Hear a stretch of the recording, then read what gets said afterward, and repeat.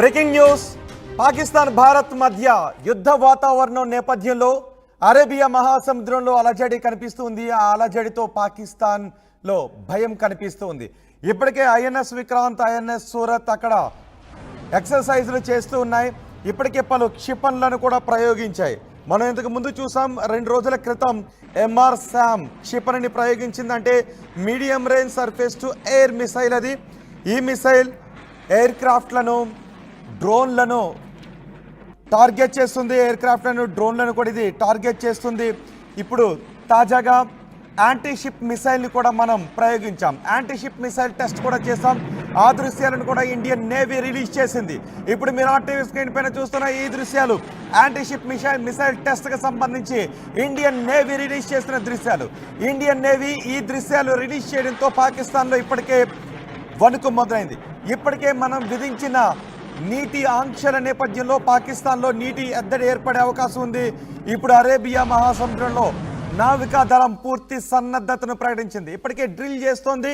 నావికాదళం సన్నద్ధతను ప్రకటించింది. ఇప్పుడు మీరు ఆర్టీవీ స్క్రీన్ పైన చూస్తున్నదే ఐఎన్ఎస్ విక్రాంత్. ఐఎన్ఎస్ విక్రాంత్ మొత్తం పాకిస్తాన్ పోర్ట్లన్నింటినీ కూడా తన కనుచూపు మేరలోనే పెట్టుకుంది. ఏ క్షణమైన యుద్ధానికి సిద్ధమైపోయిన సందర్భంలో, ఏ క్షణమైన ఏం జరిగినా సిద్ధంగా ఉండటానికి నావికాదళం సన్నద్ధతను చేస్తుంది.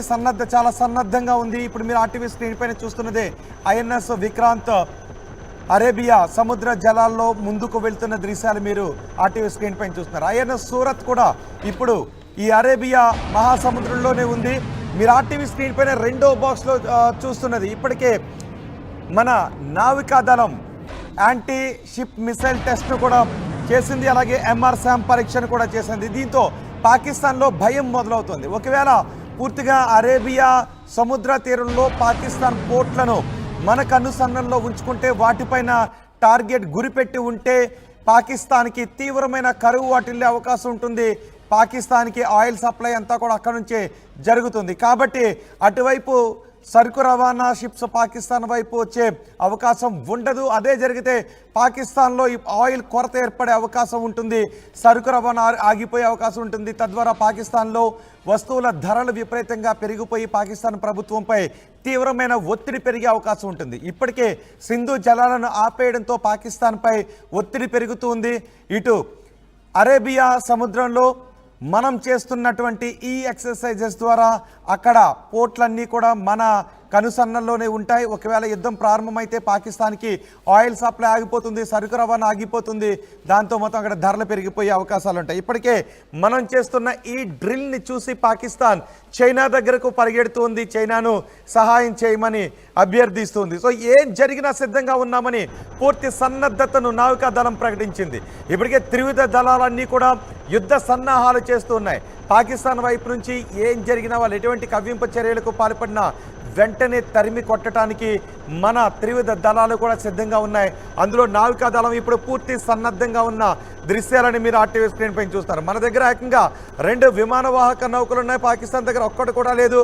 మన దగ్గర డిస్ట్రాయర్లు ఉన్నాయి. పాకిస్తాన్ దగ్గర డిస్ట్రాయర్లు ఒక్కటి కూడా లేవు. ఈ నేపథ్యంలో పాకిస్తాన్ ప్రయోగించే ఎటువంటి విమానాలనైనా, అవి డ్రోన్లు కావచ్చు, ఎటువంటి యుద్ధ విమానాలనైనా కూడా ఈ ఎంఆర్ శామ్ మిసైల్స్తో వాటిని వెంటనే చాలా వేగంగా, పైగా ఇవి శబ్దానికి కొన్ని రెట్ల వేగంతోనే వెళ్తాయి కాబట్టి, సూపర్ సోనిక్ మిసైల్స్ కాబట్టి ఆ పాకిస్తాన్ యుద్ధ విమానాలను తుక్కు చేసే అవకాశం ఉంటుంది. వెంటనే డిస్ట్రాయ్ చేసే అవకాశం కూడా ఉంటుంది. అలాగే యాంటీ షిప్ మిసైల్స్ను కూడా సమర్థవంతంగా ప్రయోగించారు. ఈ టెస్టులతో ఇప్పుడు పాకిస్తాన్ వెన్నులో వణుకుపుడుతోంది. మా ప్రతినిధి రామ్దాస్ ఉన్నారు పూర్తి సమాచారం అందించడానికి. అరేబియా మహాసముద్రంలో నావికాదళం, భారత నావికాదళం సన్నద్ధత గురించిన వివరాలు అందించడానికి రామ్దాస్, ఇప్పటికే నావికాదళం, మన నావికాదళం కొన్ని వీడియోస్ను రిలీజ్ చేసింది. అక్కడ జరిపిన మిసైల్ టెస్ట్లకు సంబంధించి వీడియోను రిలీజ్ చేసింది. దీంతో పాకిస్తాన్ చైనా దగ్గరకు పరిగెడుతున్న పరిస్థితులు కనిపిస్తున్నాయి. అంటే నావికాదళం పూర్తి సన్నద్ధతను ప్రకటించిందని అనుకోవాలా? ఎలాంటి పరిస్థితులైనా ఎదుర్కొనేందుకు మన నావీ సిద్ధమవుతోంది. 3 రోజుల కిందటే అరేబియా సముద్రంలో సీ స్కిమ్మింగ్ టెస్టులు చేసి నావీ అధికారులు ప్రూవ్ చేసుకున్నారు. తాజాగా సండే నిన్న నావికా విధ్వంసక క్షిపణులు పరీక్షించారు. ఈ పరీక్షలను విజయవంతంగా కూడా పూర్తి చేస్తామంటూ వెల్లడిస్తూ వీడియోలను సోషల్ మీడియాలో పోస్ట్ చేశారు. ఒకసారి స్పోక్స్ పర్సన్ నావీ పేరుతో విడుదలైనటువంటి ఆ ట్వీట్ ఒకసారి మీకు చదువుతాను. Ships undertook successful multiple anti ship firings to revalidate and demonstrate readiness of platform systems and crew for long range precision offensive strike అంటూ కొన్ని వీడియోలను విడుదల చేశారు. నావీ స్పోక్స్ పర్సన్ ఆ ట్వీట్ కూడా చేశారు. సో అన్నిటికీ సన్నద్ధంగా ఉండమని చెప్తున్నారు. ముఖ్యంగా ఇక సుదూరంలోని టార్గెట్ ను కూడా గురి తప్పకుండా పేల్ చేసే సామర్థ్యాన్ని పరీక్షించినట్టుగా నావీ చెప్తోంది. టెస్టులకు సంబంధించిన పూర్తి వివరాలు అయితే అధికారులు కొన్ని గోప్యత దృష్ట్యా వెల్లడించలేదు. సో కొన్ని సీక్రెట్స్ ఉంటాయి కాబట్టి నావీ ఈ విషయాలు వెల్లడించలేదు. సో ముఖ్యంగా మన యుద్ధ నౌకలు యాంటీ షిప్ మిసైల్స్ ని విజయవంతంగా పరీక్షించాయి. ఎలాంటి పరిస్థితుల్లోనైనా ఎదుర్కొనేందుకు సన్నద్ధంలో భాగంగా ఈ పరీక్షలు చేపట్టినట్టు తెలుస్తుంది. సముద్ర జలాల్లో ఒకటే చెప్తున్నారు నావీ, ఎప్పుడైనా ఎక్కడైనా ఎలాగైనా భారత ప్రయోజనాలను కాపాడేందుకు మేము సిద్ధంగా ఉన్నామంటూ నావీ చెప్తుంది.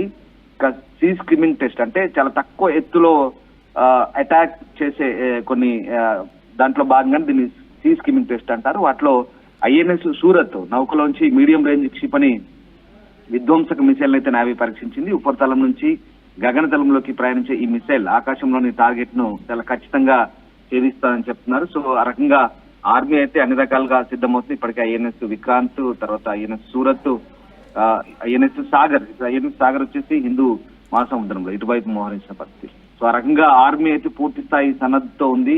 ఒకటే చెప్తుంది, any time anywhere any have, అంటే ఎలాంటి పరిస్థితులైనా సరే ఈ రకమైన అంటే నేవీ సన్నద్ధతతో ఏ క్షణం ఏం జరిగినా ఇటు జల మార్గంలో అటాక్ చేయడానికి పూర్తి సన్నద్ధంగా ఉన్నామని.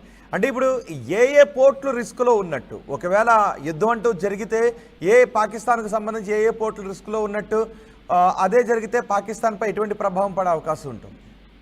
ముఖ్యంగా ఈ అరేబియా సముద్ర తీరంలో ప్రధానంగా పాకిస్తాన్ కు అడ్డాలుగా చెప్పుకునేది కరాచీ ఒకటి, తర్వాత బలూచిస్తాన్ లో గదర్ పోర్ట్ ఒకటి. ఈ రెండు కూడా ఇండియన్ నేవీ టార్గెట్ గా చెప్పొచ్చు. ఎందుకంటే ఐఎన్ఎస్ విక్రాంత్ ఒక్కటి చాలు ఈ మొత్తం ఆ అరేబియా సముద్ర తీర ప్రాంతాన్ని కవర్ చేయడానికి. పాకిస్తాన్ వైపు మోహరించే నౌకల్ని కానీ, వాహక నౌకల్ని కానీ, లేదా అటాక్ చేసే నౌకల్ని కానీ ఎదుర్కోవడానికి అదొక్కటి చాలు. ఎందుకంటే ఈ రెండు పోర్ట్లు కూడా పాకిస్తాన్ కీలకం మనకు. అక్కడి నుంచి ఆ రెండు పోర్టుల నుంచి అటు వాణిజ్యం కూడా జరుగుతుంది. ఆ రెండు పోర్టుల నుంచే కూడా ఒకవేళ వాళ్ళు కనుక దాడి చేయాలనుకుంటే సముద్ర మార్గం గుండా ఆ రెండు పోర్టులే చాలా కీలకం, వ్యూహాత్మకం వాళ్ళకి అక్కడ. సో అక్కడి నుంచి దాదాపు 60% మార్కెట్ అని చెప్తున్నారు. అలాగే ఆయిల్ దిగుమతులు కూడా ఈ పోర్ట్ నుంచి అవుతాయి. ఒకవేళ ఈ రెండు పోర్టులను కనుక మనం దిగ్బంధనం చేయగలిగితే ఖచ్చితంగా ఇండియా సముద్ర మార్గం ద్వారా పాకిస్తాన్ ను ఇక పూర్తి స్థాయిలో కట్టడి చేసినట్టే. ఆ రకంగా నిజానికి అదే జరిగింది. అంటే బలూచిస్తాన్ వైపు ఉన్న పోర్ట్ నుంచి ఆపరేషన్స్ చేయటం ఇటు ఇండియాని ఎదుర్కోవటానికి చేయాలి, అటు బలూచిస్తాన్ నుంచి కూడా కొంత ప్రతిఘటన ఎదురయ్యే అవకాశం ఉంటుంది, అటు వాళ్ళ వైపు నుంచి కూడా యుద్ధాన్ని ప్రారంభించే అవకాశం ఉంటుంది. సో పాకిస్తాన్కి అది ముప్పేట దాడిగానే భావించాల్సి వస్తుందేమో, రైట్? ఇటు సింధు ప్రజలు కూడా వ్యతిరేకిస్తున్నారు. సింధు నుంచి కూడా పెద్ద సపోర్ట్ వచ్చే అవకాశం లేదు. అటు బలూచిస్తాన్ నుంచి పాకిస్తాన్ ఆర్మీపై వ్యతిరేకత వ్యక్తమవుతుంది. డెఫినెట్ గా అంటే ఇప్పుడు ప్రస్తుతం గదార్ పోర్టు చైనా ఆధీనంలో ఉంది. చైనీలే ప్రస్తుతం ఆ ప్రాంతాలంతా కూడా అదే ఇప్పుడు వాళ్ళకున్న దౌర్భాగ్యం అదే. బలూచిస్తాన్ ప్రస్తుతం పాకిస్తాన్ లో ఒక పెద్ద ప్రావిన్స్ అది. బలూచిస్తాన్ ని వాళ్ళు ఏలుతున్నారు, వాళ్ళ హక్కులు హరిస్తున్నారు, వాళ్ళకు సరైన స్వేచ్ఛ లేకుండా వాళ్ళ ప్రాంతం మీద వాళ్ళు పెత్తనం చెలాయిస్తున్నారు. వాడు పెత్తనం చెలాయించగాక తిరిగి పక్కోడికి కప్ప చెప్పాడు చైనా వాడు ఇప్పుడు ఆ గదర్ ప్రాంతంలో పూర్తిగా ఆ పోర్టు నిర్మించాడు. కొన్ని $1 బిలియన్ పెట్టి అక్కడ ఆ ప్రాంతాన్ని అంతా కూడా కనీసం స్థానిక బలూచి వాళ్ళని కూడా దగ్గర రానివని పరిస్థితి. సో ఇప్పుడు అది పూర్తిగా చైనా ఆధీనంలో ఉంది. ఒకవేళ అలా గనుక వాళ్ళు అటువైపు నుంచి చేయగలిగితే కాస్త ఇబ్బంది పాకిస్తాన్ కి. అలాగే ఈ పంజాబ్ ప్రావిన్స్, సింధు ప్రావిన్స్, ఈ రెండు ప్రావిన్స్ లో ఇక్కడ కూడా చాలా ఇబ్బందికర పరిస్థితులు ఉన్నాయి. ఎందుకంటే ఇప్పుడు చాలా మటుకు ఆ ప్రాంతాల్లో స్థానికంగా ప్రభుత్వం మీద వ్యతిరేకత ఉంది, ప్రజలకు విపరీతమైన కోపం కూడా ఉంది. సో మన టార్గెట్ కూడా అదే. ఐఎన్ఎస్ విక్రాంత్ కూడా ఫోకస్ కూడా ఆ ప్రావిన్స్ ల పైన టార్గెట్ చేస్తుంది. సో ఎక్కువగా ఆ పంజాబ్ ప్రావిన్స్ లో ఎక్కువగా పాకిస్తాన్ ఆర్మీ కూడా ఉంది. ఆ ప్రాంతంలోనే ఎక్కువగా వాళ్ళు డిప్లాయ్ చేస్తున్న పరిస్థితి. సో ఆ రకంగా మనం టార్గెట్ చేయాలనుకుంటే కనుక మన నేవీ టార్గెట్ చేస్తే కనుక ముఖ్యంగా ఐఎన్ఎస్ విక్రాంత్ నుంచి మనం మిసైల్స్ కనుక గురి పెడితే ఎక్కువ పెడితే చాలా ప్రాంతాలు డ్యామేజ్ అయ్యే పరిస్థితి ఉంది, ముఖ్యంగా తూర్పు పాకిస్తాన్ వైపు నుంచి. ఆ రకంగా ఇబ్బందికర పరిస్థితి ఉంటాయి. అరేబియా సముద్రాన్ని అనుకున్నటువంటి పాకిస్తాన్ ప్రాంతానికి అయితే ఇది నిజంగా చాలా ఇబ్బందికరమైన పరిస్థితి. సో ఏదేమైనా మన నేవీ అయితే నిజంగా సిద్ధంగా ఉంది. కఠినమైన ఆంక్షలకైతే మన భారత్ సిద్ధమైన వేళ ఇక నేవీ కూడా చర్యలను చాలా సిద్ధం చేస్తున్న పరిస్థితి. ముఖ్యంగా ఇటు భారత ఆర్మీని రెచ్చగొట్టే ప్రయత్నంలో అటు నియంత్రణ రేఖ వెంబడి పాకిస్తాన్ పదే పదే కాల్పుల విరమణ ఉల్లంఘనకు పాల్పడి కాల్పులు జరుపుతూనే ఉంది. ఆ రకంగా భారత్ అయితే ఎప్పటికప్పుడు సమర్థవంతంగా తిప్పికొడుతూ ఒక కన్నేసి అయితే ఉంచింది. ఈ క్రమంలోనే ఇంకా ఏమైనా హద్దు మీరితే కనుక గట్టిగానే బదులు ఇవ్వడానికి సిద్ధమవుతుంది. దీంట్లో భాగంగానే ఇప్పుడు మన యుద్ధ నౌకలు అరేబియన్ సీలో సైనిక విన్యాసాలు అయితే చేస్తున్నాయి. ఏ క్షణంలోనైనా పాకిస్తాన్ నుంచి ముప్పు పొంచి ఉందన్న క్రమంలో అయితే నేవీ రెడీగా ఉంది. లాంగ్ రేంజ్ అంటే ఖచ్చితమైనటువంటి దాడులకు భారత్ సిద్ధంగా ఉన్నట్టు నేవీ స్పష్టం చేస్తుంది. ముఖ్యంగా మన ప్రయోజనాలు కాపాడడానికి అయితే ఎట్టి పరిస్థితుల్లో రెడీగా ఉన్నామంటూ పాకిస్తాన్ కు ఇటు హెచ్చరికలు కూడా పంపుతుంది. సో అదే చెప్తున్నారు, any time anywhere any how అంటూ నేవీ తన ఎక్స్ ఖాతాలో ఒక మెసేజ్ అయితే పెడుతుంది. దీంతో పాకిస్తాన్ కు దడపడుతుంది. ముఖ్యంగా కేంద్ర ప్రభుత్వం ఇప్పుడు చాలా సీరియస్ గా వ్యవహరిస్తుంది. అందుకు తగ్గట్టుగా